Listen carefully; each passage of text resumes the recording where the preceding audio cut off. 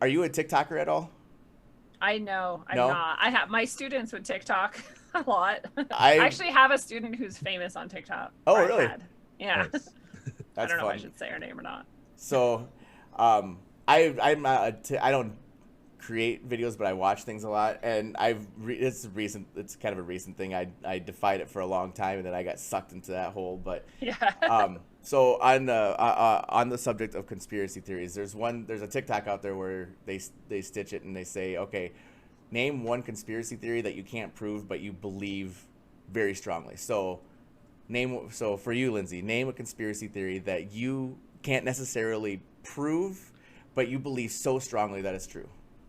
Hmm. I believe pretty strongly that oil is not dinosaur bones. Very interesting. I have not That's a heard this good one. one. So elaborate. Can't prove it. Elaborate. There's a lot of people who have done work on trying to show that oil is abiotic, meaning without life. It never had life. It couldn't have come from anything biological ever. So it can't be bones that were turned into this or whatever. And that therefore it could possibly be something else, such as a self-replenishing substance that the earth creates. Just like our bodies create blood, and if we lose blood, Yeah. we create more blood. That is such a controversial one, believe it or not, It is. You because know, I've gone down, like I've explored around there, and people are like, "How dare you? You don't care about the world." I'm just like, I'm just putting out ideas. Yeah, I don't get why I you think, get yeah. attached to that one. It seems like pretty neutral to me. How dare you say that there's no such thing as scarcity? How Yes. dare you? and that's That's exactly what it it. really That's comes down to. exactly. So behind every conspiracy theory, there has to be a motive as to why you would create the conspiracy theory, and that's a very clear motive. Whenever there's a conspiracy theory, I always think, okay, what's the end game here? What's the driving force behind that? And that kind of gives me an idea of whether it's something that's worth looking into, or if it's like, whatever. I Yeah. can't see any actual motive behind it. That's a very clear motive, because if oil is really self-replenishing by the earth, then as Amicus said, there's no scarcity. With no scarcity, it's low value. And it's silly that what people project onto that is like, oh, you want to destroy the earth because you want to burn a bunch of oil, which is creating like global climate change, and so you're a. And I'm like, what? No, all I said was Oh gosh, I know. possibly this is self-replenishing, and they're like, you just want to like dump it in the oceans and smother whales. I'm like, I don't understand that jump Where in the that world you've did you? made. Like, Yeah, where did you come up with that?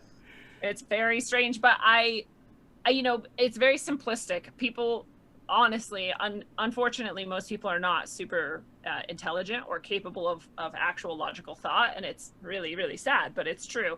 And so people have this false paradigm thinking going on, or sorry, false dichotomy thinking going on, where it's like it's either this or it's that. It's this or it's that. There's two options. It's black or it's white. There is no gray. And this is unfortunately like a phase of development that children go through that's very necessary to be able to categorize, right? They have to be able to say this is this and this is that, and we all did that, but many of us never left that stage. And so it results in this type of thing where people are like, okay, where are you coming from? You're either a Democrat or Republican. There's no other option. Right? And if you're not what I think, then you're not me, and I'm a Democrat, so you must be Republican. So what you're saying is you want to kill the environment. Like, none of this makes any sense at all. There's no logic in anything you've said, but like this is like how your brain works, because you can't grasp that there could be nuance or gray area or like many things in between these two extremes you've chosen for me. That theory kind of reminds me of one of our previous episodes where we were talking about radium, and there's this dude Galen Windsor who would drink the radiation water, and he helped set up a bunch of nuclear plants. He would bathe in it, drink it, and he swore that it's not as bad as it's made out to be, and he opposed regulations. So like there's the conspiracy theory where radiation used to be used without affecting the health of people for advanced technology, and that they say it's all radioactive and dangerous and you can't have it anywhere because it's useful, because it's practically free energy. Exactly, that's what it was. It's free heat, free energy. basically. People are like, no, it's radiation. You don't care about people's health. It's like, it's just well, and this is the thing: is anytime somebody's mere words can trigger you into being emotional and reactive, there's something you need to identify there within yourself. It has nothing to do with that person. You have to stop and go, why am I so angry right now? Like, why do I care if radiation is or isn't good for people? Why can't I consider that it might be this or that other than what I thought? Yeah, just like, think why? about it. Go out on a limb, think about it. Thinking Explore, doesn't imagine. hurt you. Yeah. Disregard it in the end if you want, still. Yeah. That's So pretty scary.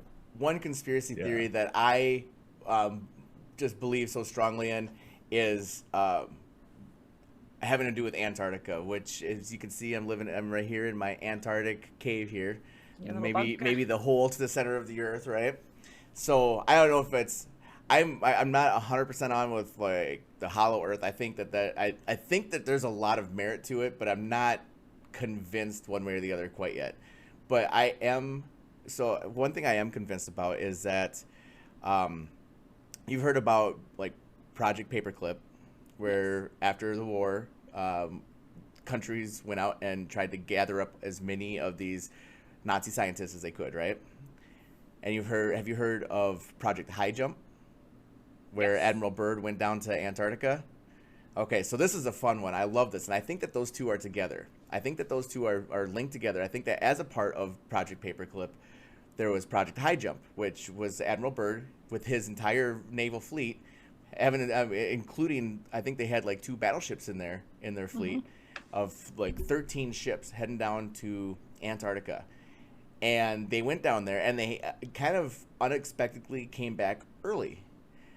And I don't remember exactly what the mainstream media narrative was as to why it ended early, but there was Russian reports that said that they had an all-out battle with UFOs down there. So I think that they were going down there because there's a lot of theory about the Nazis having bases on Antarctica. So I think that our naval fleet went down to Antarctica to gather up some of these Nazi scientists. Now, I don't know if it was necessarily aliens that were piloting these UFOs, or if it was Nazis that were piloting these UFOs. And they may not have even been aware that the war was even over because they're so isolated, right? So think about it. There's theories that the Nazis had alien technology and were creating alien spaceships with their technology, doing it down in Antarctica. And here we go to go and gather up their scientists, and we go with the whole fleet because we know that there's going to be a battle. You don't go down to Antarctica, an uninhibited continent, with a fleet of 13 naval ships, including a couple of battleships, if you're not expecting a fight, Not during wartime, yeah. Yeah. So now there's some things that were said that kind of validate this, or at least make a person question. For example, when Admiral Byrd came back shortly afterwards, about a month later, he was being interviewed, and he said that the greatest threat to the United States was that there would be an imminent attack from both poles on the United States, right? Now, this was in 1947. That was they left at the end of 1946. They came back in 1947 February. March was when he had that interview, and he said that that the greatest threat to the United States was an attack from either or both poles. July 1947. Do you remember what happened July 1947? Just a few months later, the Roswell crash. I think that the Roswell crash was one of the ships that they probably battled down in Antarctica. And as he said, there would probably be an attack. I think that might have been someone scouting, or maybe there was a battle that we just don't know about, that we didn't hear about. I think that they're all linked. I think that Paperclip, High Jump, Roswell are all linked. That's a tasty morsel. Isn't it?